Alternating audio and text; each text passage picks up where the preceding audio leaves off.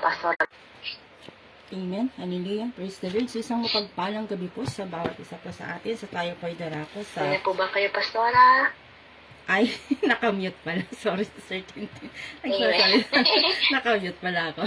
Amen. Hallelujah. Praise the Lord. So, isang mapagpalang gabi sa bawat isa po sa atin. So, tayo po ngayon ay mag-aaral sa salita ng ating pong Panginoong Diyos.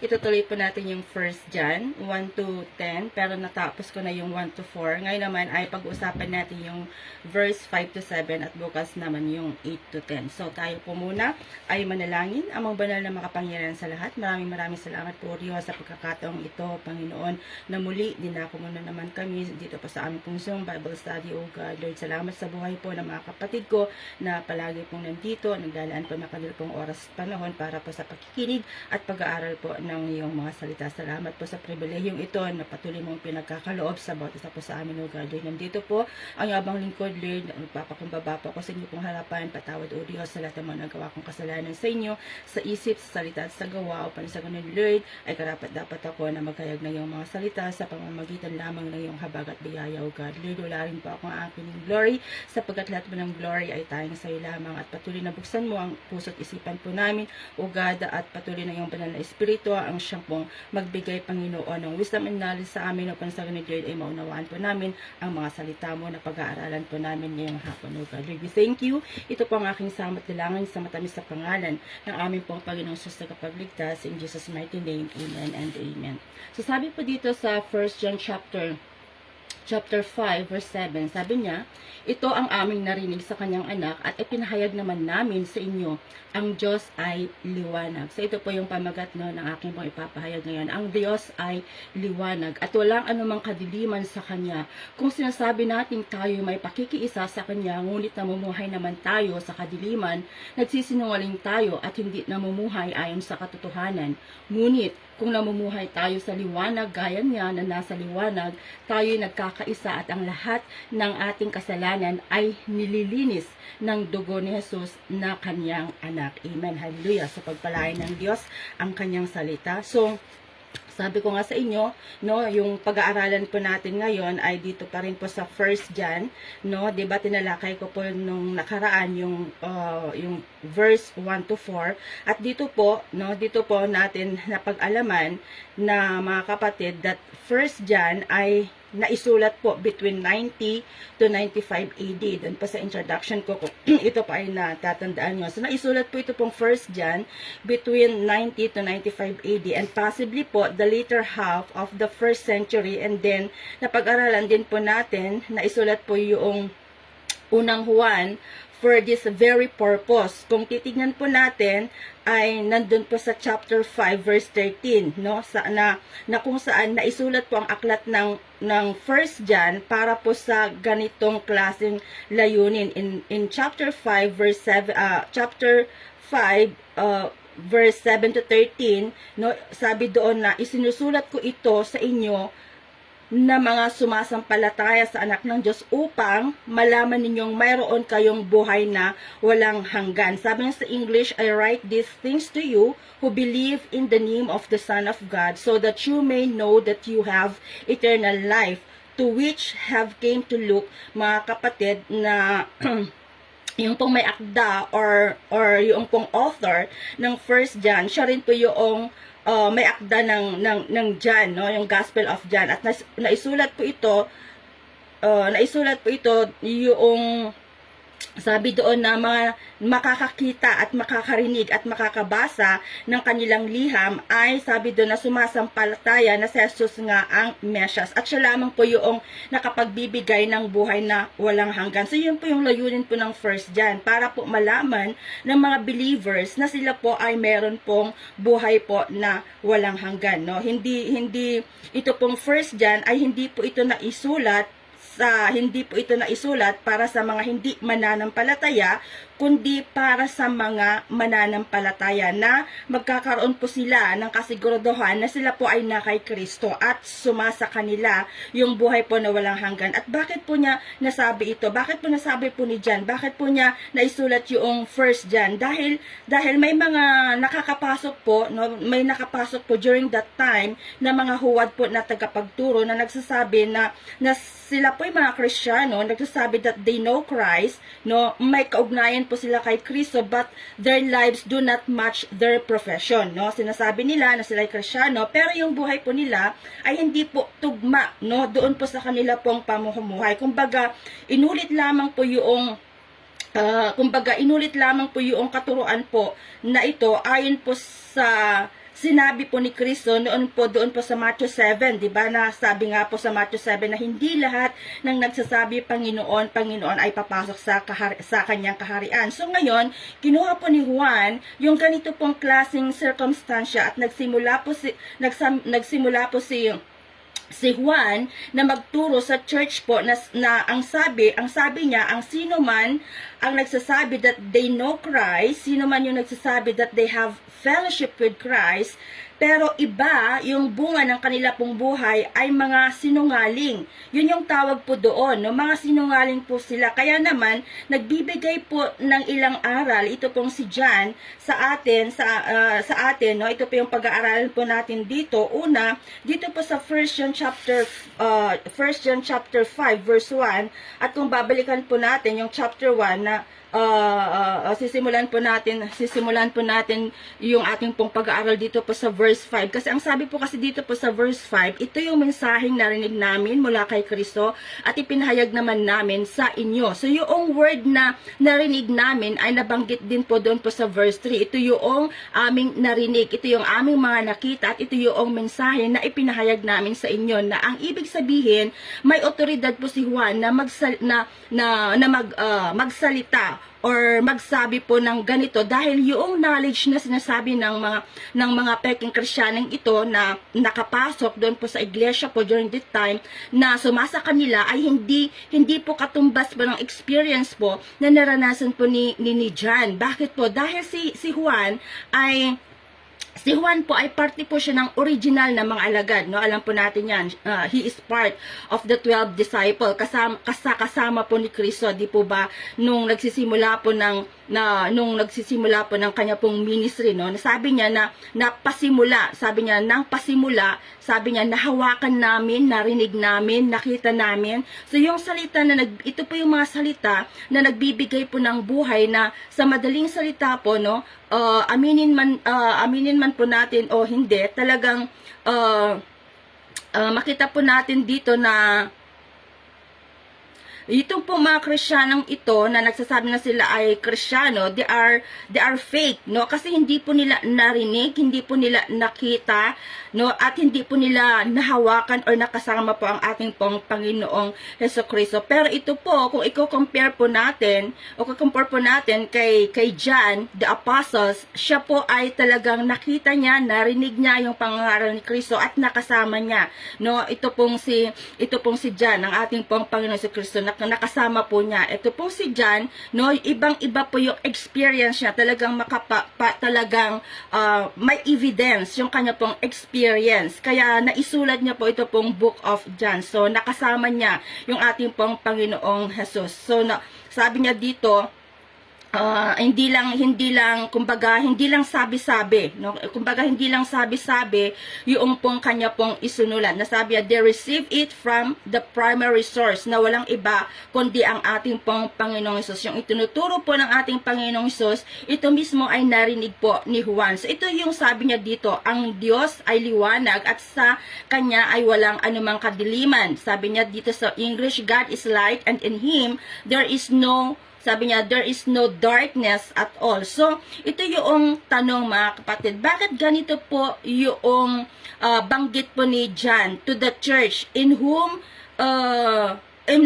he was writing, no? Bakit ganito yung sinasabi niya sa church na kanya pong sinusulatan? Bakit kailangan niyang i-remind ang iglesia that God is light? Bakit kailangan niyang i-remind that God is light? And in Him, sabi niya, there is no darkness at all. Now, there is a literal interpretation po na maaring tignan po ng iba that yun po yung ibig sabihin po daw na ang Diyos po ay liwanag, maybe a reference na ang Diyos po ay literally yung sun. Yun po yung sabi na sun na S-U-N, sun na araw.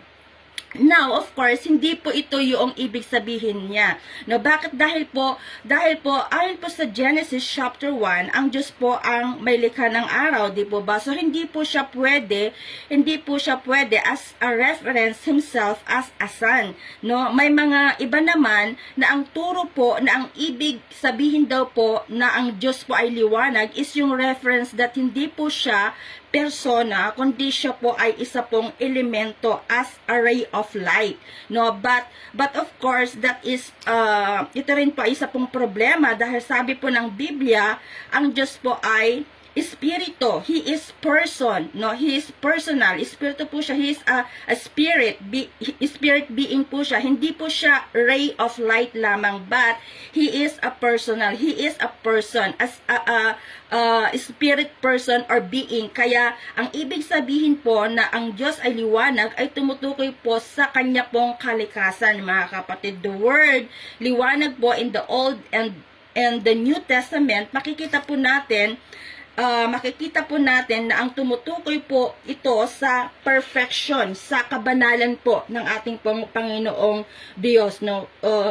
Ito po yung tumutukoy po ito sa kanyang pong perfection, sa kanya pong kabanalan, sa kanya pong katapatan, at sa kanya pong katwiran. And we could even say na katotohanan na nasa Diyos, no? Siya po yung katotohanan. So halimbawa po, no, sa unang tipan po, dahil po si Juan na isa pong Hudyo, alam na alam po niya ang lumang tipan.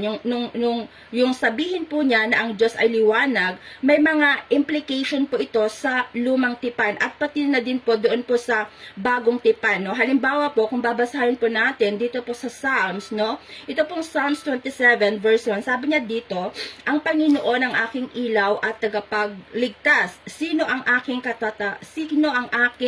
katatakutan? Siya na nagtatanggol sa akin, kaya wala akong dapat katakutan. The Lord is my light. Sabi niya dito, the Lord is my light and my salvation. Whom shall I fear? The Lord is my defense of my life. Whom shall I be afraid? And then, dito din po sa chapter 36 po ng, chapter 36 verse 9 po ng Psalm. Sabi niya po dito, Psalms 36 verse 9, sabi niya, dahil kayo ang nagbibigay buhay, pinapaliwanagan mo kami at naliliwanagan, sabi niya, naliliwanagan ang aming isipan dahil kayo ang nagbibigay buhay at pinapaliwanagan mo kami at naliliwanagan ang aming isipan. Sabi niya dito, sa English sabi niya, for with you it is the fountain of life, in your light, sabi niya, in your light we see light, sabi niya. So, notice mga kapatid, yung pong light, sabi niya, we see light. Then, kung babasahin din po natin dito po sa Psalms 84 verse 11, dahil kayo, Panginoong Diyos, ay parang araw na nagbibigay ng liwanag sa amin at pananggalang na nag-iingat sa amin, pinagpalan nyo rin kami at pinaparangalan, hindi nyo ipinapagkait ang mabubuting bagay at sino mang matuwid ang pamumuhay. Sa English sabi niya, for the Lord God is a sun and shield. The Lord bestows favor and honor. Sabi niya, no good things does He withhold from them whose walk is blameless. So, malinaw po mga kapatid, no? Malinaw na ang Diyos po ay parang araw. Hindi siya parang literal na araw, kundi inihahalin tulad sa araw. Why? Because of intensity of the light, intensity of the radiant, no, yung radiant which is in the glory of God. Ngayon, kung babasahin din po natin dito po sa Isaiah chapter 60 verse 19, sabi niya dito po sa Isaiah 60 verse 19, hindi na ang araw ang magiging liwanag mo sa umaga at hindi na ang buwan ang tatanglaw sa iyo sa gabi, dahil ako ang Panginoon ang iyong magiging liwanag magpakailanman. Ako sa iyo'y Diyos, ang iyong tanglaw. The sun will know, sabi niya, will no now be your light by day, nor will be the brightness, sabi niya dito, of the moon shine on you, for the Lord will be your everlasting light, and your God will be your glory. Amen. So, nakita po natin dito, mga kapatid, sa lumang tipan, no, dito po sa Old Testament, na ang Diyos po ay liwanag. Tumutukoy po sa kanya pong perfection, no? Tumutukoy po sa kanya pong kadakilaan. Tumutukoy po ito sa kanya pong righteousness, no? Tumutukoy din po ito sa kanya pong truth, na hindi siya malalapitan ng basta-basta. Tulad po ng sinasabi po ni Pablo sa Book of Timothy, bakit po hindi natin malapitan kung lumalakad sa kadiliman? Sabi po kasi dito po sa Timothy, no, chapter 6 verse 16, 1 Timothy chapter 6 verse 16, sabi niya, siya lang ang walang kamatayan at nananahan sa di malapitang liwanag. Sabi niya, sa di malapitang liwanag, hindi siya nakita o maaring makita nino man sa kanya ang karangalan at walang hanggang kapangyarihan. Amen. So sabi niya dito sa English, who alone is immoral and who live in an, sabi niya,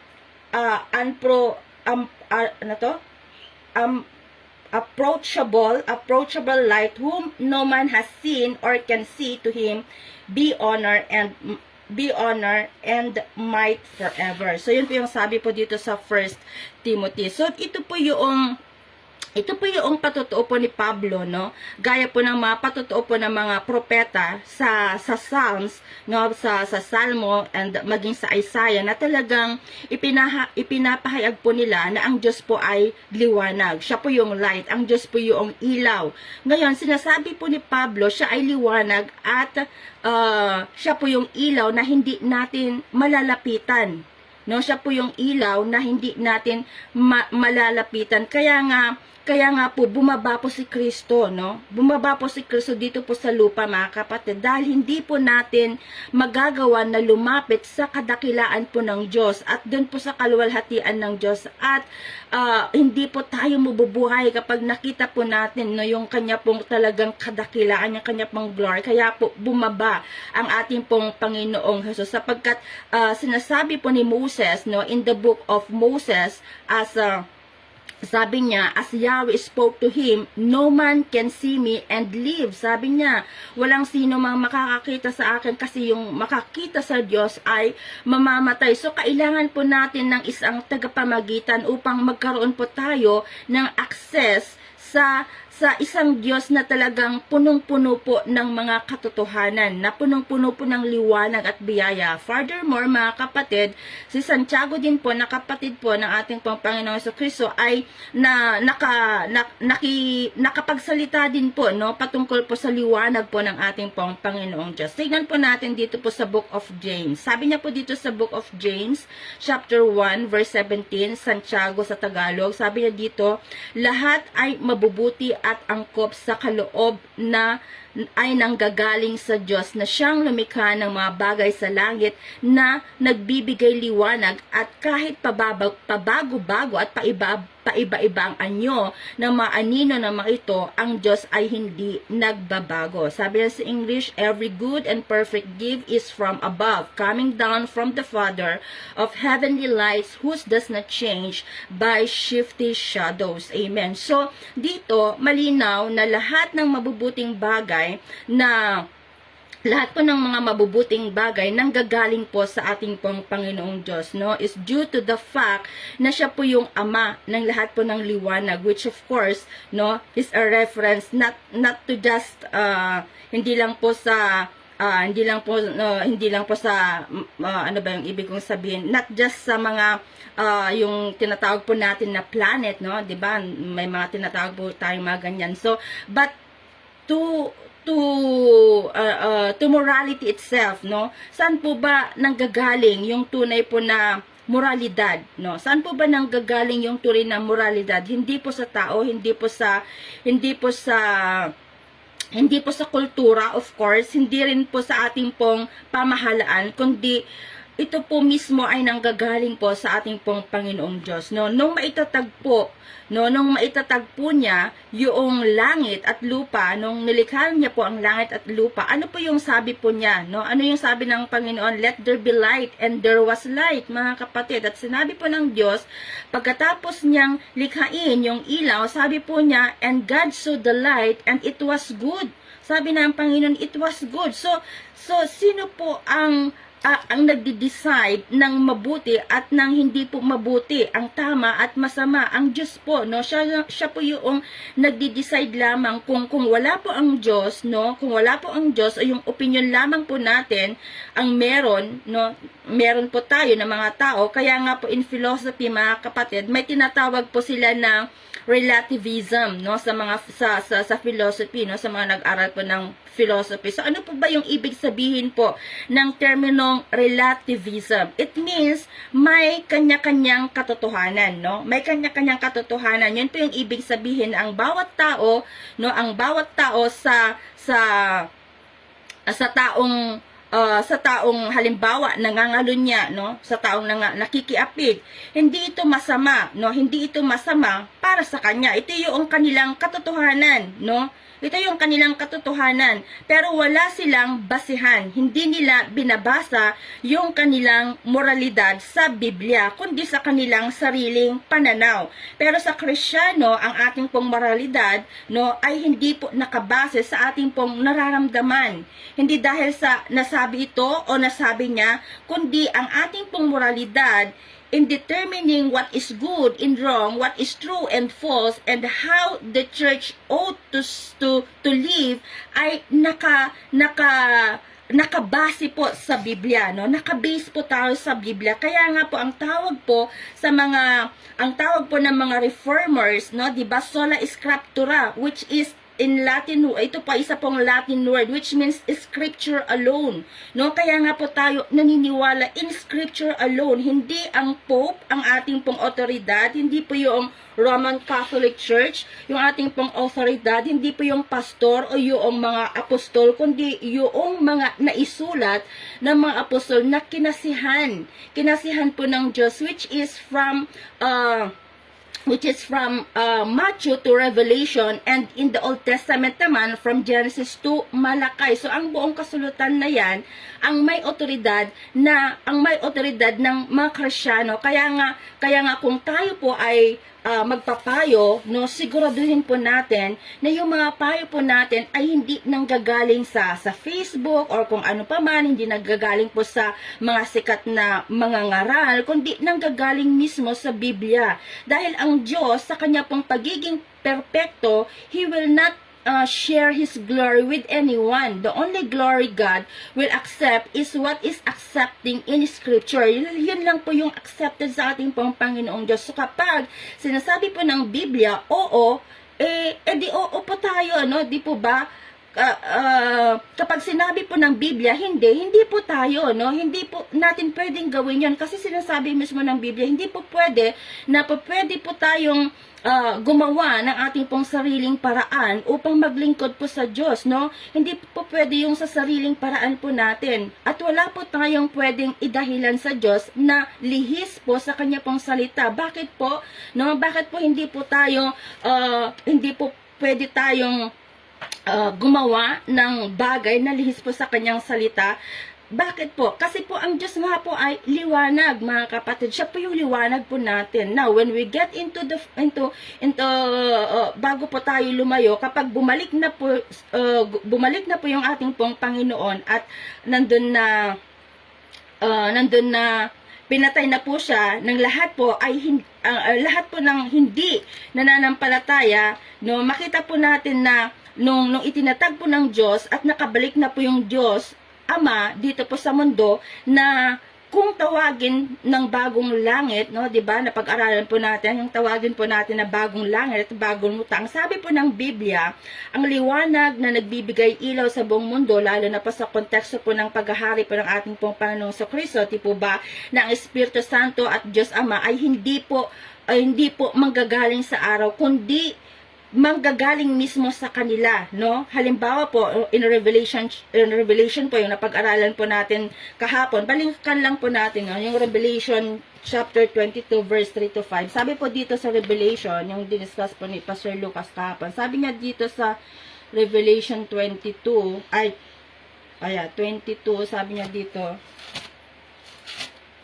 sa last chapter, Revelation chapter 22 verse 3 to 5, sabi niya, wala roong makikitang anumang isinumpa ng Diyos, makikita sa lungsod ang trono ng Diyos at ang kordero at sasambahin siya ng kanyang mga lingkod. Makikita nila ang kanyang mukha at isusulat sa kanilang noo ang kanyang pangalan. Dooy wala ng gabi, kahit hindi na sila mangangailangan pa ng mga ilawan o ng liwanag ng araw, sapagkat ang Panginoong Diyos ang magiging liwanag nila at maghahari sila magpakailanman. Amen. So tingnan po natin, no? Tingnan niyo po mga kapatid, when the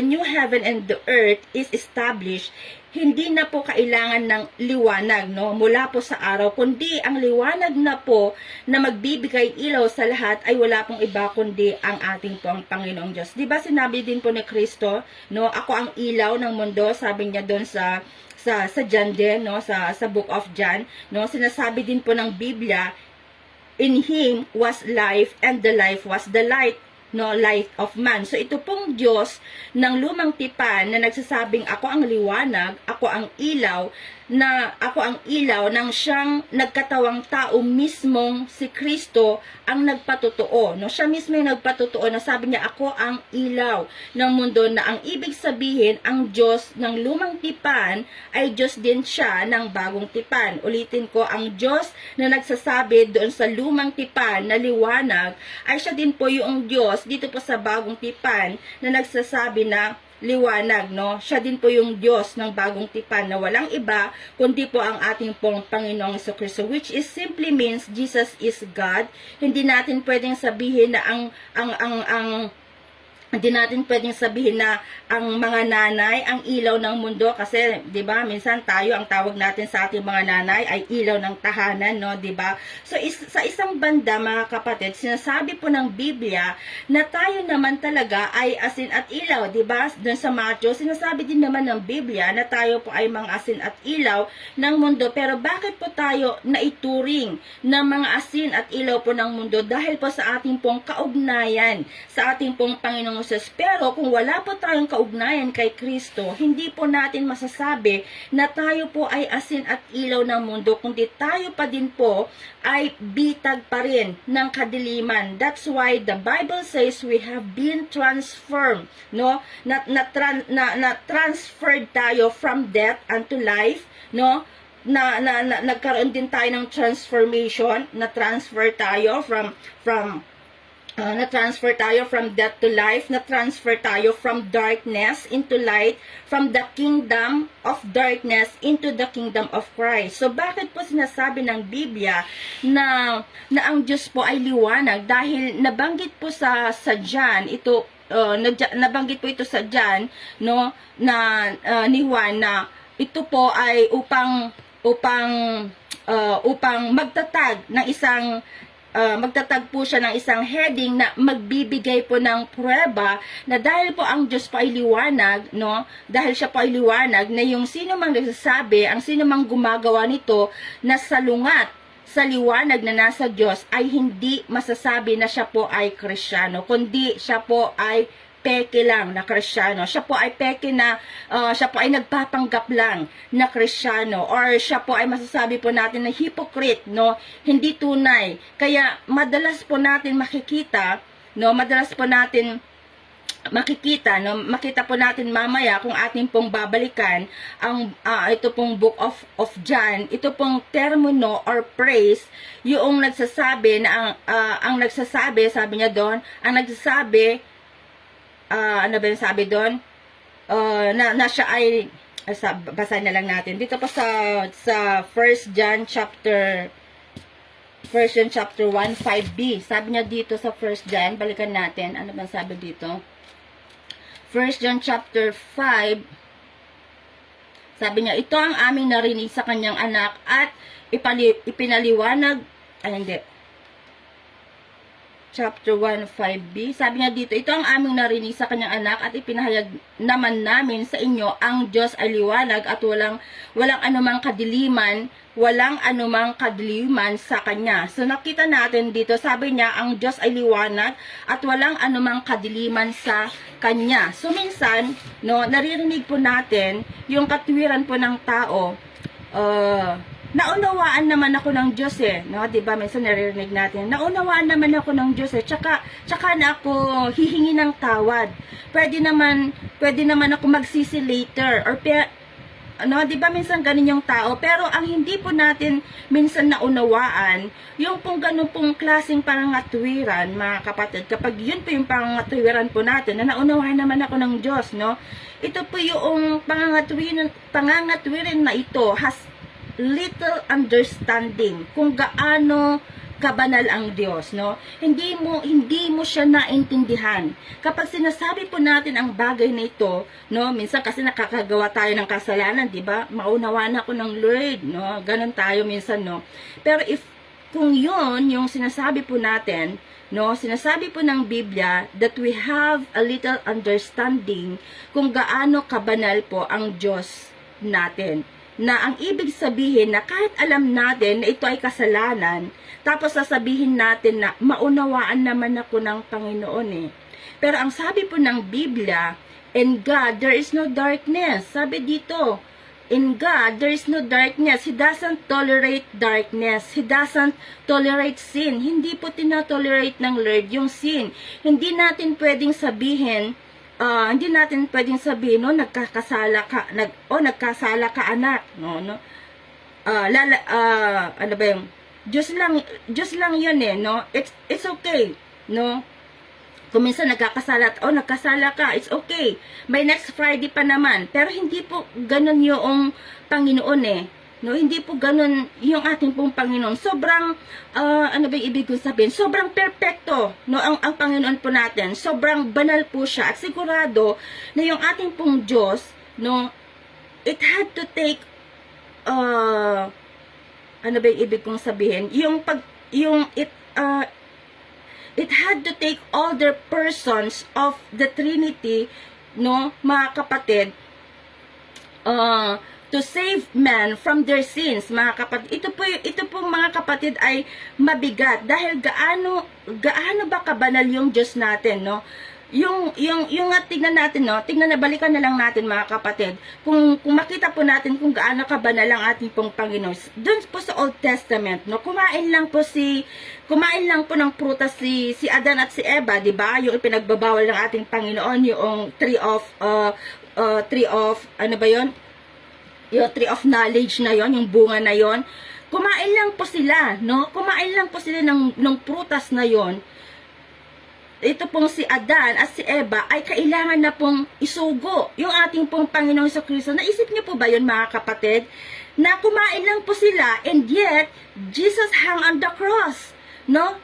Dahil lang sa pagkain po nila ng prutas na yon, nagkasala sila, and Jesus Christ came down and nahang po ang ating Panginoon dun sa cross, no? He crucified, was beaten, he was crucified, he was beaten, no? He was spit, no? Dinuraan po siya, sinapak po siya sa mukha, no? Kay Isaiah nga, sabi po ni Isaiah, dun sa book of Isaiah, dun sa pagkaka-explain na Isaiah, hindi po maipinta yung pong itsura ng ating pong Panginoong Jesucristo dahil hindi na po siya nagmumukhang tao, dahil lamang po kumain si Adan at si Eva ng pinagbabawal po ng Diyos na prutas. Ganon kabanal ang Diyos po natin, no? Ganon kabanal po ang Diyos po natin. Minsan nasasabi po ng iba na sobra naman yung Diyos na yan, napakahigpit. Hindi po mahigpit ang ating pong Panginoong Diyos, mga kapatid. Mahaba at malawak po ang pasensya ng Diyos. Alam niyo kung bakit may karapatan ang Diyos na patayin ito pong si Eva at si Adan at that moment, mga kapatid. They ate the fruit, nagkasala sila, doon pa lang pwede na po silang ihagis doon po sa impyerno dahil nagkasala sila doon sa pinagbabawal ng Diyos. Pero hindi po ginawa ng Diyos, kundi ano yung ginawa ng ating Panginoon sa kanila? God clothed them with animal skin. Mga kapatid, dinamitan pa sila, no? Bago sila pinalayas doon, dinamitan po sila ng ating pong Panginoon ng balat po ng hayop. Bakit po balat ng hayop yung ginamit? Hindi po yung leaves or fig leaves na suot po nila. Kasi nung nagkasala po sila, tinakpan nila, no? Yung kanila pong mga sarili ng ng dahon. Pero bakit hindi po sila dinamitan ng Lord ng mga dahon na yon, ng fig leaves na yon, kundi ang idinamit niya sa kanila ay balat po ng hayop. Ano po sa tingin ninyo, mga kapatid? Because ang nilalarawan po ng balat ng hayop refers to sacrifice. The moment Adam and Eve sinned, nung sila po ay nagkasala, instantly, gumawa na po ang Diyos ng symbolic sacrifice dahil ano po ang nilalarawan po ng sacrifice na yon? May darating na magiging kordero ng Diyos na siya yung susunod sa lahat ng bagay na hindi po masunod ng tao. At kapag siya po ay namatay, ang sino mang sumampalataya at magsisi ay magkakaroon po ng tunay na kaugnayan sa ating pong Panginoong Diyos, na ang ibig sabihin, buhay po na walang hanggan. So the first animal sacrifice was not between Cain and Abel, but first with Adam and Eve. That is the first sacrifice. Kaya when you get doon po sa Genesis chapter 4, bigla na lang nagkaroon po ng kaalaman, no? Biglang nagkaroon ng kaalaman itong si Cain at si Abel na dapat po nilang gawin, no? Dapat po nilang gawin yung pong paghahandog, yung kanila pong pag-aalay sa Diyos. At ano po yung nilalarawan ng sacrifice na yon, na si Jesus Christ, no? Si Jesus is the sacrifice. Kaya nung sinabi po ni Juan dito, and in God there is no darkness at all, kung tayo pa ay magiging technical lang just for a bit, no? Ayon po sa original na text, no, dito po sabi niya dito, in him there is no darkness at all. There is no darkness at all has double negative po, na ang ibig sabihin, kung isasalin po natin in English, sabi niya, is not going to make sense. Pero ito po yung literal na, ito po kasi yung literal na salin. In God, sabi niya, no never, no nothing, darkness. No, sabi niya, no never, no nothing, darkness. So whatsoever na ang ibig sabihin po, mga kapatid, 100% wala siyang kadiliman. Walang kadiliman ng ating Panginoong Diyos. 100% hindi masama yung kanya pong pag-iisip. Walang lumalabas sa kanyang bibig na masama. Wala siyang kinikilos na masama. No, in God, He is 100% perfect. Kaya ang sino mang lalapit, no, mga kapatid, kailangan may handog, dahil hindi sila pwedeng lumapit sa isang banal na Diyos, na hindi po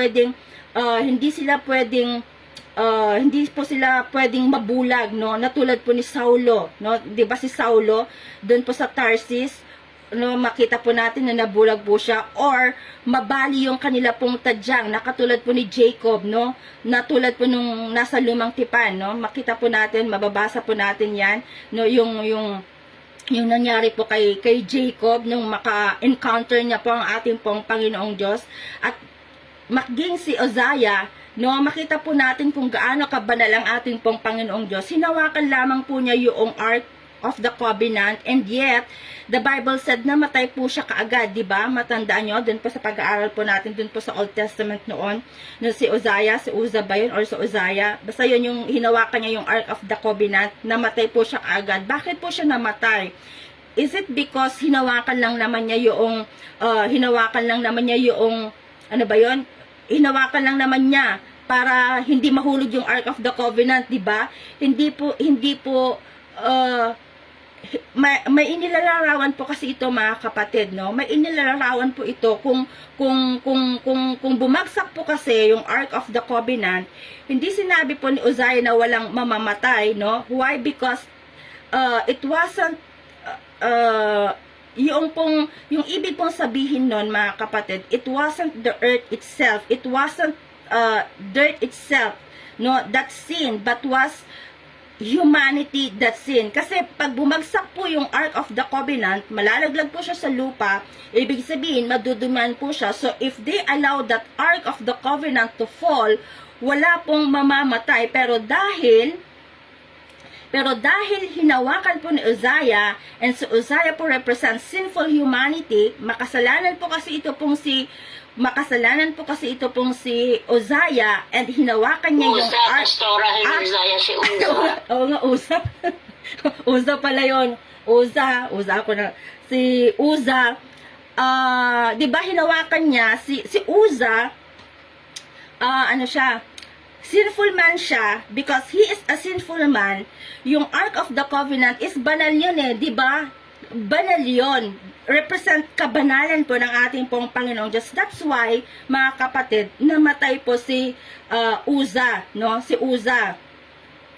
And then, makita po natin, mga kapatid, na makita po natin doon, yung pong, yung pag-touch niya po, when he touches that, no, parang tinouch niya po yung ating pong God, which is perfect and holy, mga kapatid.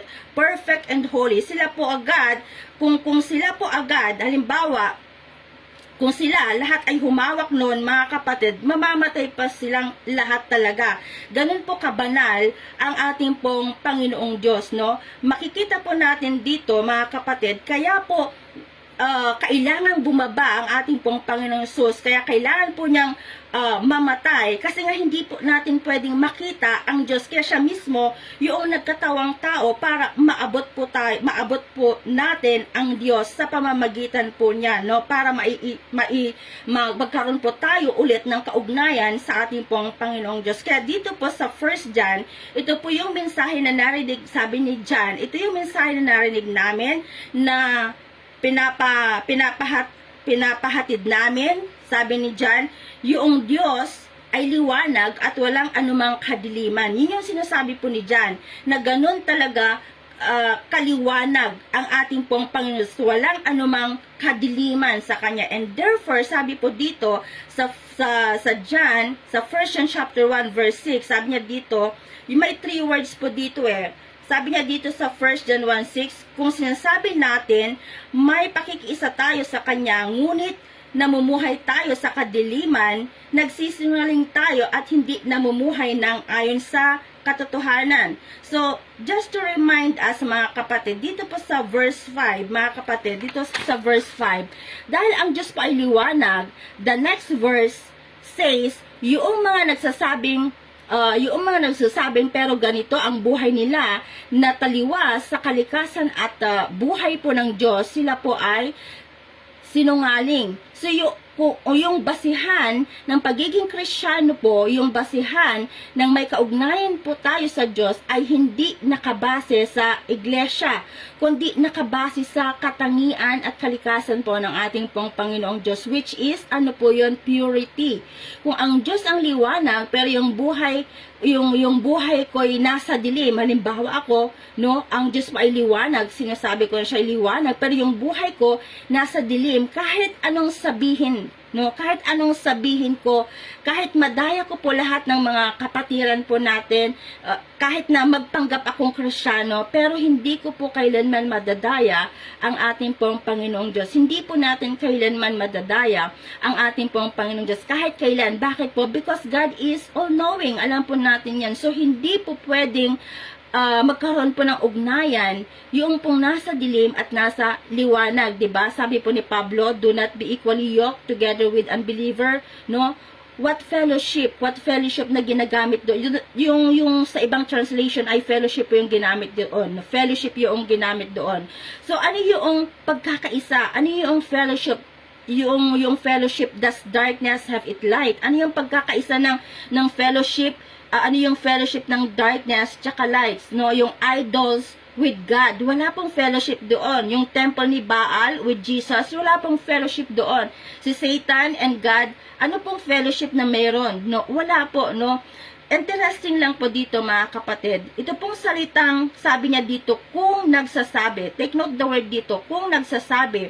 Kung may magsasabi, madalas na inuulit sa unang sa unang Juan, no, dito po sa 1 John, dito po sa verse 6, sabi niya, kung sinasabi natin, and then sabi niya dun sa verse 8, kung sinasabi natin, laging sinasabi dito paulit-ulit yung salitang kung nagsasabi, kung sinasabi natin, then sa verse 10, sabi na naman kung sinasabi natin, 'di ba paulit-ulit yon na lagi kung sinasabi natin, and then sa chapter 2 verse 4, sabi niya, ang nagsasabing nakikilala niya ang ng Diyos, ngunit hindi naman sumusunod sa kanyang mga utos ay sinungaling. And then sa verse 6, ang sino man, so inulit na naman dito, ang sino man nagsasabing siya ay sa Diyos, dapat siyang mamuhay tulad niya sa Kristo. And then sa verse 9, sabi din niya, ang sino mang nagsasabi siya ay nasa liwanag, ngunit napupuot naman sa kanyang kapatid, ay nasa kadiliman pa rin. So dito, madalas natin makita, mga kapatid, yung salitang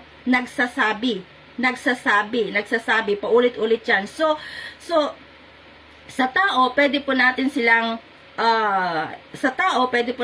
paniwalaan na, oo, kay Kristo, Kristiyano ako, kay Kristo ako, no? Kasi nakita natin na umiiyak siya sa church, no? Umaattend siya ng Friday service, ng Saturday service, nagbibigay siya ng kanyang ikapo, no? Nagbibigay siya ng tumutulong siya sa mga mahihirap. Pwede natin dayain, no? Pwede po natin dayain ang tao, pero ang Diyos, kahit kailan, hindi po natin, sabi ko sa inyo kanina, kahit kailan, hindi po natin madadaya, no? Balang araw, hindi po tayo haharap sa tao, no? Kapag yung ginagawa po natin ay ginagawa lang natin para makita na tayo po yung mga Kristiyano sa mga tao, balang araw, hindi po tayo haharap sa tao sa araw po ng paghuhukom, kundi sa Diyos po tayo haharap. Sa Diyos po tayo haharap, no, mga kapatid. Di nga po ba madalas po tayo ay maka-experience ng salitang minsan nagdadahilan, no, minsan nagdadahilan sa pastor. Pwede po tayong magdahilan, no? Pwede po tayong magdahilan kay pastor, pwede po tayong magdahilan kay Sister Lani, kay sister, pwede po tayong magdahilan kay brother, pero hindi po pwede tayong magdahilan, no, sa ating pong Panginoong Diyos, no? Hindi po tayo pwedeng magdahilan sa Kanya, no? Hindi po si sister or brother or pastor yung hahatol po sa atin sa araw po ng paghuhukom, kundi ang Diyos po. Siya po yung hahatol po sa atin. Kaya pwede nating ikatwiran na po lahat para matakpan yung ating pong justification of sin. Pero sabi po ng Biblia sa Book of Revelation in chapter 20 verse 11, sabi niya, naglaho ang lahat ng bagay na ang ibig sabihin walang mataguan yung mga tao sa araw po ng paghuhukom, no? Wala pong mataguan. Nawala na yung bundok, sabi doon, nawala na yung langit, nawala na yung lupa, dahil yung lahat ay, sabi nga, haharap sa ating pong Panginoong balang araw. Kaya sabi po ng Biblia, kung nagsasabi kang kung minsan sinasabi natin na ano ba ibig kong sabihin? Minsan sinasabi natin na mga Kristiyano tayo, pero minsan wala naman tayo sa liwanag, o kaya minsan nagsasabing Kristiyano tayo, pero lumilikha naman tayo ng pagkahati-hati, lumilikha naman tayo ng mga division, no? Minsan may mga nagtuturo na si Kristo ay hindi rin nagkatawang tao, no? Doon sa chapter 4 may nakasama sila na posibleng mga tagapagturo, no? Dito pa sa John chapter 4 na akala nila mga Kristiyano, akala nila mga tunay talaga, pero tumiwalag po sila no? Doon po sa chapter 2, ewan ko sa inyo, ewan ko sino nakasay ng chapter 2, tumiwalag po sila. Mga anti-Kristo na sila po ay may mga anti-Kristo na pag-uugali, no? May anti-Kristo na pag-uugali doon sa chapter 2. May mga magtuturo na itong Jesus, no? He only appear pero hindi siya talaga nandun, no? Yun po yung tinuturoy nila. And then sinasabi nila na hindi naman talaga dumating si Kristo, na he didn't really come, but he only appeared. So ngayon, hinahanda po ni John na yung mga Kristiyano na nagsasabing Kristiyano sila, na ayaw naman magpatawad. Halimbawa, no, sinasabi mong Kristiyano ka pero ayaw mo na magpatawad, may galit sila may galit naman kayo sa inyong kapwa, o may galit sila sa kanilang kapwa, no? Nandun na may mga dumadalo po sila sa pagtitipon, pero inaabuso din po nila yung biyaya po ng Diyos, no? May mga Kristiyano na ganon, no? Yes, they come to church, Pero minsan, inaabuso po nila yung biyaya po ng ating pong Panginoong Diyos. Ito yung sinasabi ko sa mga sinasabi natin na tayo po ay nasa liwanag. Minsan sinasabi natin na tayo nasa liwanag, na tulad po ng Diyos na nasa liwanag. Ngunit ito po yung pruweba, mga kapatid. Yung produkto po ng ating buhay, ang sabi po ng Biblia, dito po sa verse 6 chapter 1, sabi niya, kung yung tayo nagsasabi ng liwanag, pero yung resulta ng buhay po natin ay hindi naman nagsasabi na tayo nasa liwanag. Sabi niya, nagsisinungaling lang tayo at hindi namumuhay ayon sa katotohanan. So yung tinitignan pala po ng Diyos ay hindi lang po yung sinasabi po natin, hindi lang po yun yung tinitignan ng ating Panginoon, yung mga sinasabi po natin, pati na din po yung ating pong ginagawa. At yung ginagawa po natin, hindi dahil nagpapakitang tao po tayo, tulad ng mga Pariseo, di ba? Yung mga Pariseo na kaya sila nagbibigay ay para may pumalakpak sa kanila, di ba? O maari kapag sila po ay nagfo-fasting, makita po sila ng buong mundo kung gaano sila kung gaano sila parang yung 'di ba, kung minsan nagdadamit pa sila ng sako pag sila pa ay nagfo-fasting, kung gaano talaga yung mukha nila, gaano sila ka-tired, gaano sila kadiboto no sa kanilang relihiyon. Pero wala naman po talaga silang pagmamahal sa ating pong Panginoong Diyos. So sinasabi po ni Juan na sila po ay mga taong hypocrite, mga taong sinungaling. Kung may gagawin man po tayo sa Panginoon, gawin po natin ito dahil may tunay na kaugnayan po tayo sa Kanya. Hindi tayo gumagawa ng mabuti para po tayo ay maging bida sa iglesia. Gumagawa po tayo ng mabuti dahil yan po yung bunga ng isa pong iniligtas ng Diyos. Pero yung ating pong mga kaibigan na nasa ibang relihiyon, yung kanila pong paniniwala ay gumagawa, halimbawa, gumagawa po sila ng mabuti dahil yan yung sabi po nila, yan yung ticket po nila papuntang langit. Hindi po yun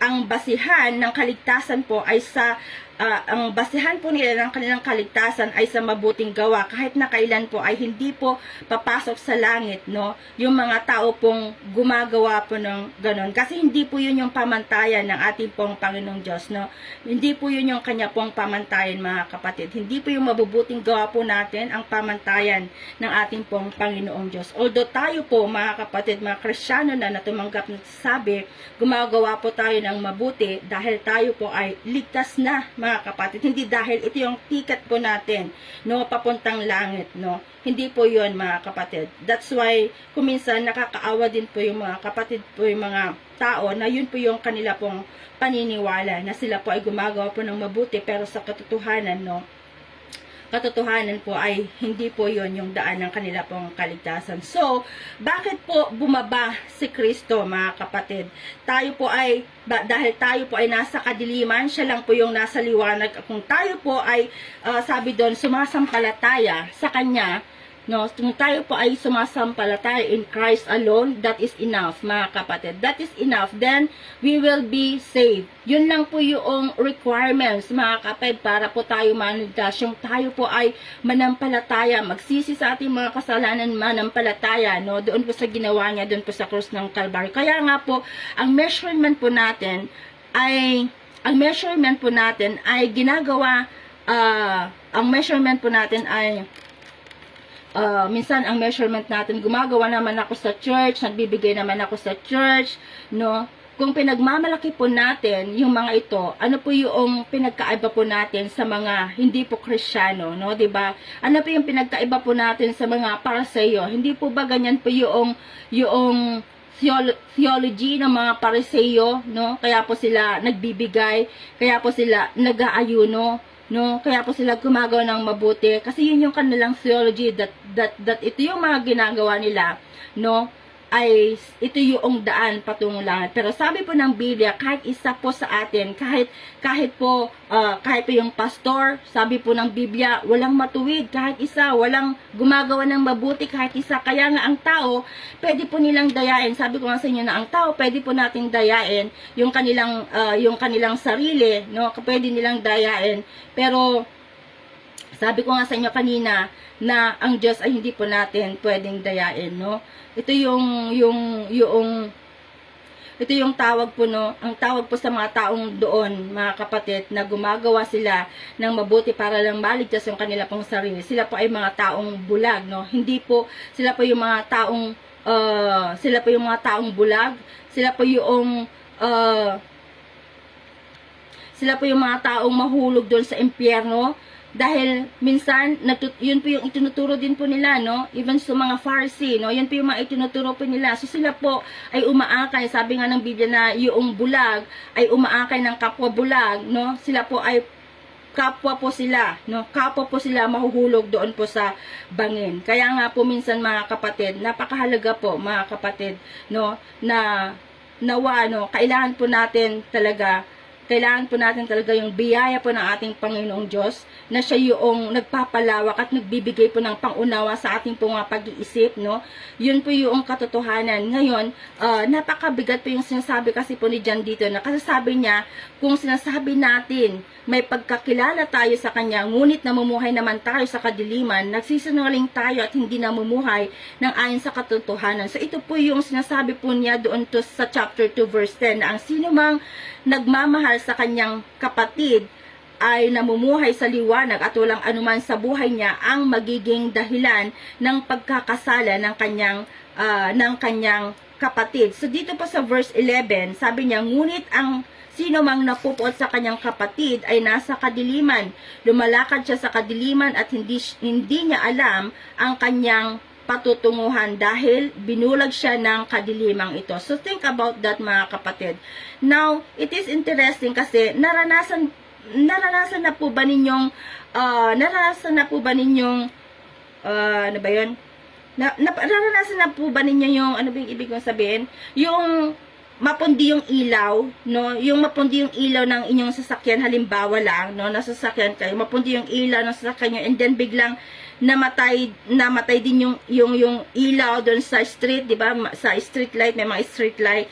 So, sobrang dilim, di ba? Sobrang dilim pag ganun. Ngayon, imagine ninyo, kayo yung driver, mga kapatid, no? Pundi yung ilaw ninyo, walang ilaw sa right and left ninyo, nasa side, wala kayong makita. Mas lalo na kung sira pa yung headlights po natin, no, ng sasakyan po natin. Di ba nakakatakot pag ganun? Hindi nila alam, or hindi mo alam kung saan ka pupunta. Ganyan pa yung buhay. No, ganyan po yung buhay ng tao, mga kapatid. Yung tayo pa hiwalay sa Diyos. Kasi kapag hiwalay po tayo sa Diyos, puro kadiliman. Yung meron po tayo, wala po tayong makita. No, akala niya, tama yung kanyang pinupuntahan, pero mali pala.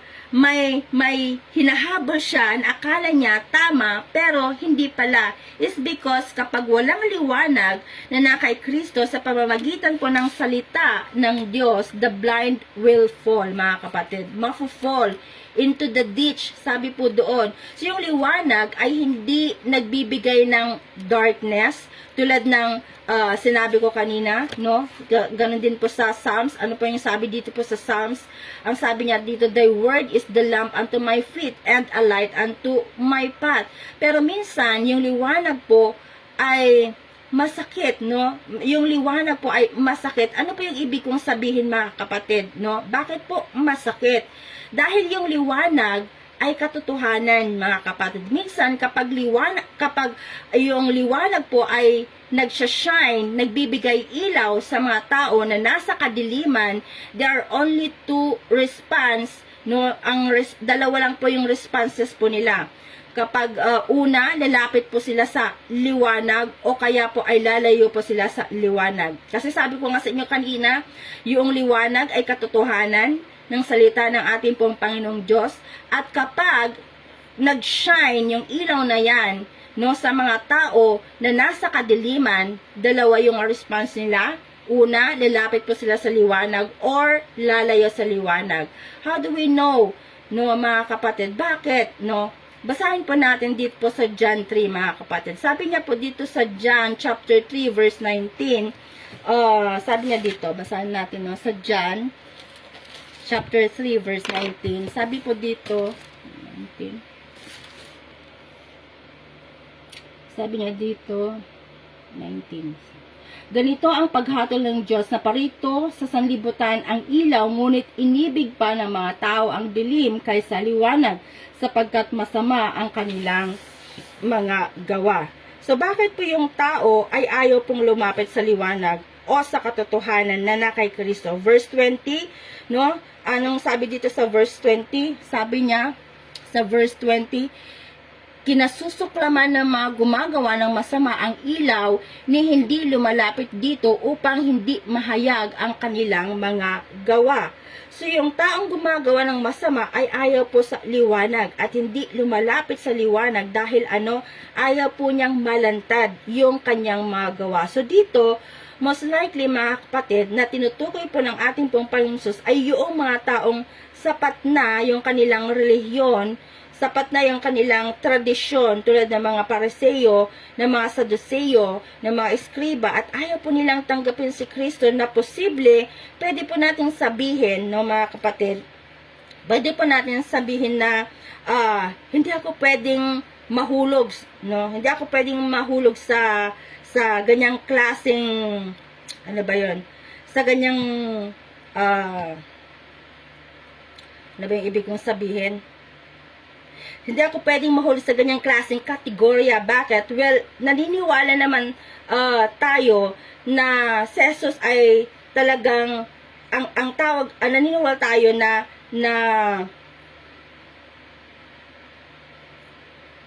naniniwala tayo na yung taong naniniwala lang po doon po sa ano ba ibig kong sabihin? Yung pagiging Kristiyano po natin, no, naniniwala lang tayo kung natatapos na yung pagiging Kristiyano sa paniniwalang halimbawa si Satanas, no, siya po ay yung Antikristo, yung mga demonyo na kaharap po ng ating pong Panginoong Diyos dun po sa Matthew, sa Mark, sa Luke, sa John. So lahat po sila naniniwala kay Jesus Christ, di po ba? Lahat po sila naniniwala. Kahit po yung mga Antikristo, no, naniniwala naman sila kay Kristo eh. Kahit nga po si Satanas, no, naniniwala po siya kay Kristo, no. Yung mga demonyo, naniniwala po sila. Kasi yun po yung nakalagay dun sa Matthew, Mark, kung babasahin niyo sila, di ba? Kilala po nila ang ating pong Panginoong Kristo, mga kapatid. Naniniwala sila kay Jesus. That's mean, yung Kristiyano po, mga kapatid, ano ba yung ibig kong sabihin? Yung Kristiyano po, ang sabi po ng Biblia, the reason why ayaw lumapit ng mga ito, yung mga taong ito, kung bakit ayaw pinang lumapit sa ating pong Panginoong Hesus, kasi sabi doon na, 'di ba sabi doon na malawak at malalim ibig ko sabihin, yung malawak at malalim yung kahulugan, no. Ayaw nilang bitiwan yung kanilang pinanghahawakan na paniniwala. Ayaw nilang ibigay yung kanila pong buhay sa ating pong Panginoon Kristo. Ayaw po nilang ibigay yung kanila pong oras sa ating pong Panginoon. Naniniwala sila, no? Itong mga taong naniniwala sila kay Kristo, pero ayaw po nilang, ayaw nilang ibigay yun nga, ayaw nilang ibigay yung buhay nila, ayaw nilang ibigay yung kanilang oras, ayaw nilang ibigay yung kanilang katawan, ayaw nilang bitawan, no? Ayaw nilang bitawan yung mundong ito. May hinahabol sila dito sa mundong ito, pero hindi nila hinahabol yung kaharian po ng Diyos. But they believe, no? Naniniwala sila na may Kristo, naniniwala sila na may Diyos, pero meron silang ayaw bitawan. Meron silang ayaw bitawan, mga kapatid, no? Meron silang ayaw bitawan sa mundong ito. Yun yung taong ayaw lumapit, no, sa ating pong Panginoong Diyos. Yung mga taong ayaw lumapit dun sa liwanag, no? No, hindi ako maglilingkod hanggat hindi ako, mga tao pa minsan sabi nila, hindi ako maglilingkod hanggat hindi ako magiging milyonaryo, hindi ako maglilingkod hanggat hindi ako makabili ng sasakyan, na magandang bahay, no? Maglilingkod na lang ako, saka na. Minsan ganun yung mga tao, mga kapatid, saka na ako maglilingkod, saka na ako magsisisi, no?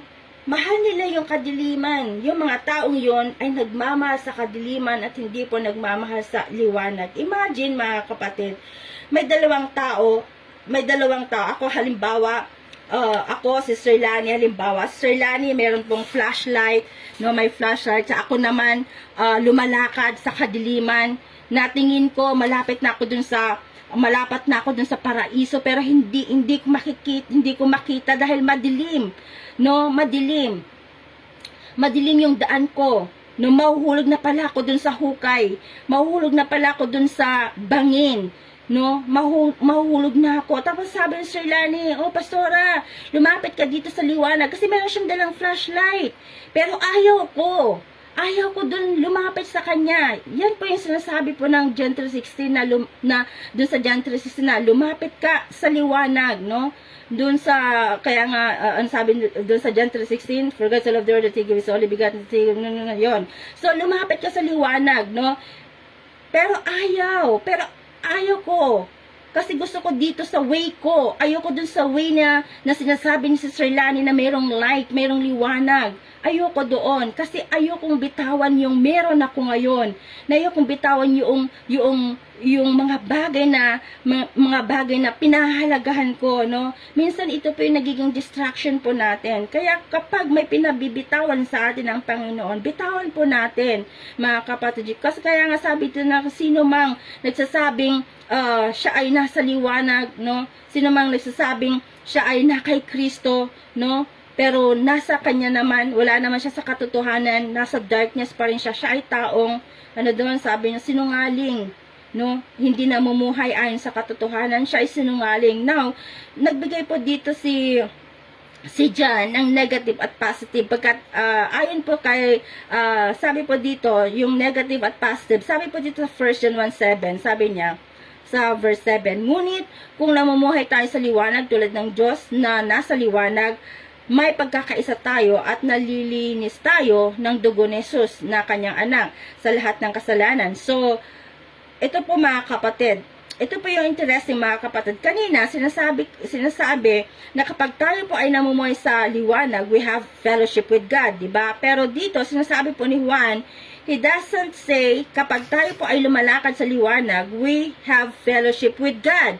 And sinasabi po niya dito sa verse 7, we have fellowship with one another. Sabi niya, we have fellowship with one another. Kanina, we have fellowship with God if you walk in the light. Pero ngayon, sabi niya dito, we have fellowship with one another. No, ano po yung ibig sabihin dito, mga kapatid? Well, ito po yun. Ang Bible po, kapag sinasabi po yung salitang fellowship, it refers to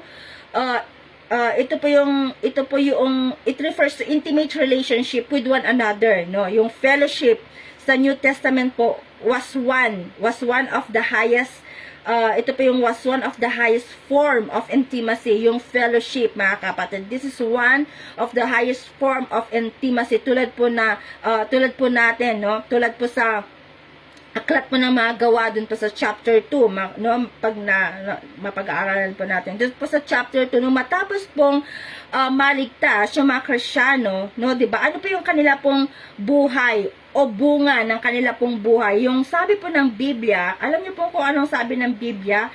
Itong mga Kristyanong ito, when they are saved, no, ang sabi po ng Biblia, araw-araw po silang nagtitipon, mga kapatid. Bariin nyo, mga kapatid, araw-araw po silang nag-fellowship, pero tayo, weekly fellowship, hindi pa natin magawa.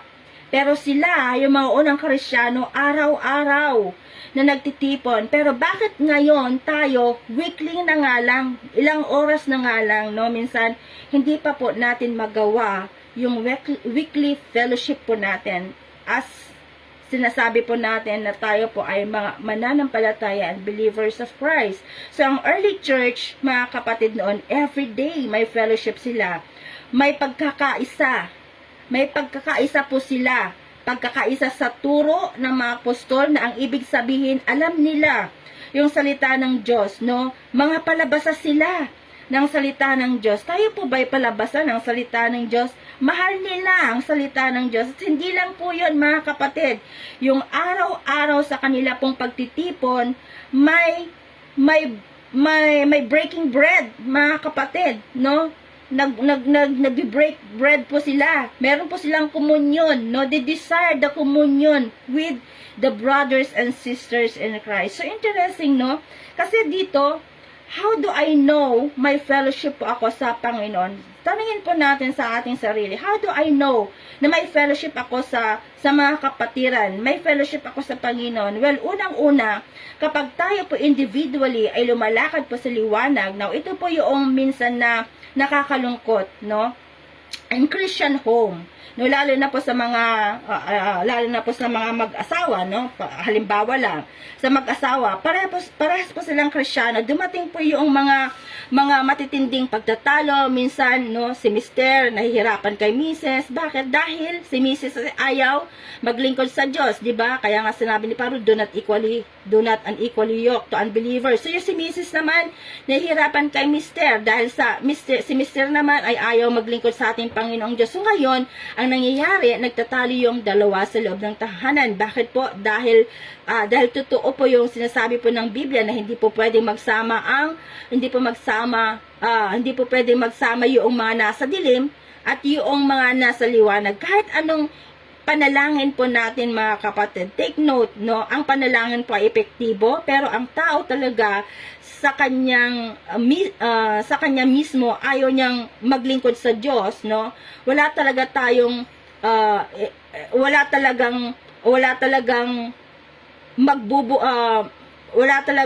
ano ba ibig mo sabihin? Hindi po mabubuksan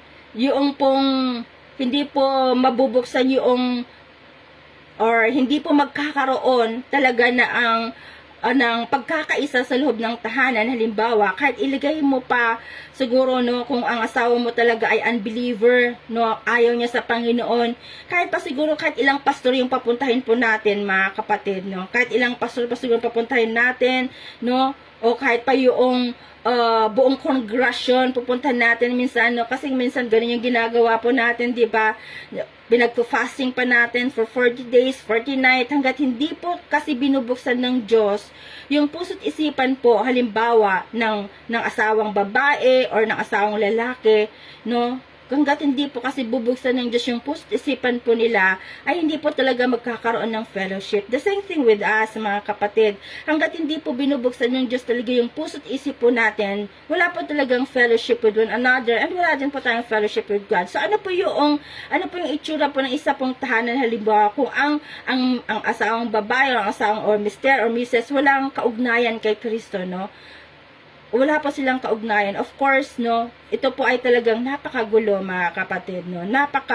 Magulo talaga, mga kapatid. So, dapat talaga, kaya nga sinasabi talaga ng Biblia at pinapayo talaga sa atin na do not unequally yoke to unbeliever, no. Nawa, no, sa mga anak natin, no, yun ang maipayo po natin. Kasi hindi po talaga maganda talaga, mga kapatid. So, kung gusto po natin, yung pamilya po natin ay kailangan mapuno talaga ng Word of God. Siya yung dapat nandun yung, kasi pag puno po tayo ng salita po ng ating pong Panginoon, nandun din talaga yung pagre-respetuhan, di ba? Minsan nga nakaka-discourage din kung minsan, no, may mga discouragement din po tayo, but makikita rin po natin, no, kung minsan makikita rin po natin, no, mga kapatid, na kahit may mga discouragement po tayo sa buhay, mga kapatid, pero yung salita ng Diyos, siya po yung nagpapaliwanag po sa atin, at siya din po yung nagbibigay, no, siya din po yung nagbibigay ng encouragement din po sa bawat isa po sa atin na magpatuloy, no. Magpatuloy po tayo sa ating pong Panginoong Diyos. Mahaba pa ito. Magpatuloy po tayo sa ating pong Panginoong Diyos. So, i-clean ko na lang. So, yun, mga kapatid, no. Dapat po tayo, no, mamuhay po tayo sa ating pong sa liwanag po ng ating pong Panginoong Diyos, na siya po yung maging tanglaw po natin, and even po sa family po natin, and even po sa labas, kahit po nasa labas po tayo, dapat makita po sa atin yung liwanag, no? Dahil ang Diyos po ay liwanag po ng ating pong buhay. Dapat iyon po yung makita, no, sa bawat buhay po natin. And I do believe, mga kapatid, no, we are walking with light, mga kapatid. Sabi nga, ito na lang verse, last verse na lang itong babasahin ko. Sabi po dito, and I walking in the light, sabi po dito, hindi pala ito.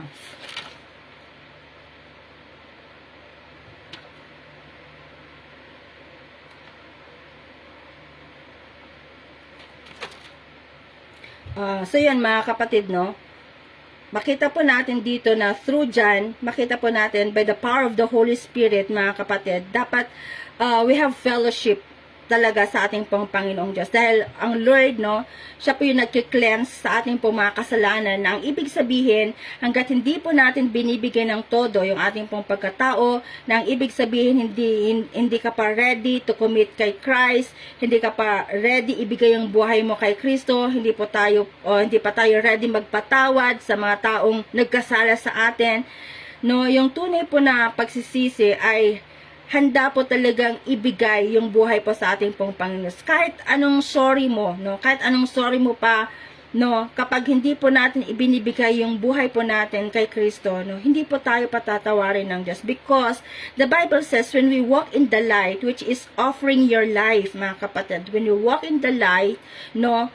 When we walk in the light, which is nandun dapat yung pag-offer po natin ng buhay po natin. And then, when we offer our life, He will cleanse you. No? He will cleanse us from all our sin, mga kapatid. So, wag po tayong matakot, no? Wag po tayong matakot na lumapit sa liwanag dahil it is in the light kung saan makikita po natin who God really is.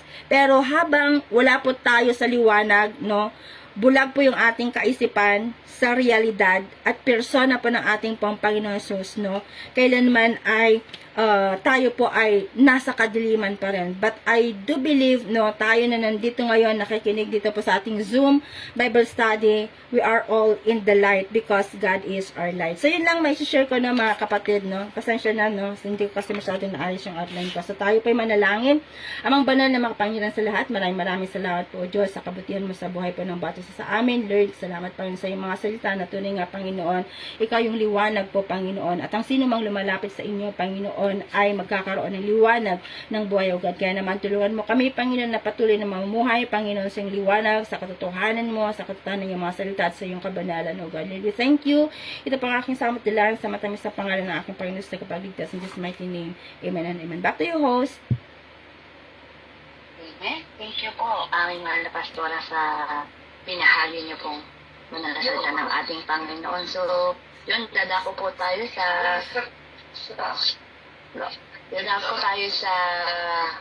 prayer para po sa ating lecture ng Word of God. Sis Maysel, kayo po ba i-pray? Maysel na 100. Amen. Kaya kimanan natin. Diyos na makapangyarihan sa lahat, pinupuli sinasamba ka po namin, Panginoon. Pinagakila namin, Panginoon, ang iyong pangalan. Lord, maraming salamat, Panginoon, sa tulong ito, Panginoon, na ibigay niyo sa amin, Panginoon, na makapakinig, Panginoon, kung paano dapat lumakad sa liwanag at mawala sa kadiliman, O Lord. Ilahin ko, O Lord, magpapakumbaba ako sa inyo at sa inyong baanan, Panginoon, magpapalinis ng aking puso at kaisipan sa karamihan ng kasalanan, O Lord, upang maging parapagdagat ako, Panginoon, na ipanalangin kung ano. Ang nagayot ngayon ng salita na ginamit mo, si Pastor Rafa Parit na yan. Tawad, Panginoon, sa mga nagawa kong pagkakasala, Panginoon. Papakumbaba, Panginoon, ako na nilalapit ko sa inyo, Pastor Rafa Parit na yan. Salamat, Panginoon, sa gabing ito na ginamit niyo siya, Panginoon.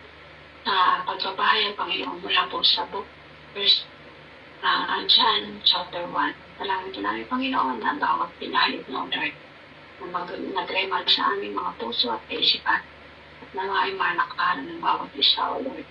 Kailangan dito namin, Panginoon, na ang si Pastora Roderick Marian, O Lord, na patuloy niyo po siya, Panginoon, gamitin sa paglakad sa katotohanan, Panginoon. Patuloy niyo po siya, Panginoon, nagabayan, Panginoon.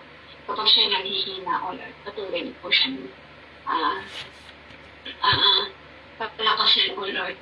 Pinadalangin din po namin, Panginoon, ng kanyang kalusugan. Nalawa, O Lord, na anumang sakit, anumang, Panginoon, nararamdaman ni Pastor Roderick Mariano. Ituin niyo po naman ang inyong banal na kamay, O Lord. Inyong mapagpalang, Panginoon, kamay, mapagpalang dugo, O Lord, na banal na dugo. naway hapusin, Panginoon, ang si Pastora Roderick Mariano, kung siya na hindi na, O Lord, at sa kanyang mga spiritual battle, O Lord. Marami po namin na nandun palagi sa kanya, Panginoon. Pinadalangin po namin ang pamilya niya, O Lord, ang mga anak, mga magulang at ang kanyang asawa na patuloy nitong gamitin, Panginoon, sa inyo, Panginoon, bahay sa bahay. At patuloy nito, Panginoon, ay kahayag, Panginoon, sa kanila. Ang katotohanan, Panginoon, ay pinakahayag mo ginagamit sila, Panginoon. Paghahayag, Panginoon, na inyong mga kalan na sa kita. Maraming salamat, Lord. Maraming namin na pinahawakan na kayo. Minister, Panginoon, Pastor Roderick Mariano, na patuloy niyo pong nawa, O Lord, na gabayan sa paglago at gabayan sa pag-usal, Panginoon, at ang mga ibanghelo, Panginoon, ay maglinga, Panginoon, sa bawat isa. At hindi lamang po sa mga miyembro, kundi, Panginoon, sa buong kapuluan, buong bansa, Panginoon, na maipahayag, Panginoon, ang katotohanan na gamit niyo po sa Pastor Maria. Maraming salamat po sa inyo lamang po ang pinakamataas na papuri, pinakamataas na pagsamba. Pangalan ng Panginoon, isa sa mga mga tagapagligtas. Amen and amen. Amen po. Salamat po sa buhay na Sis Maisel para po sa prayer po sa ating here today, ang ating mga Pastor Roderick Mariano. Yun nga po. Padiin ko po muna.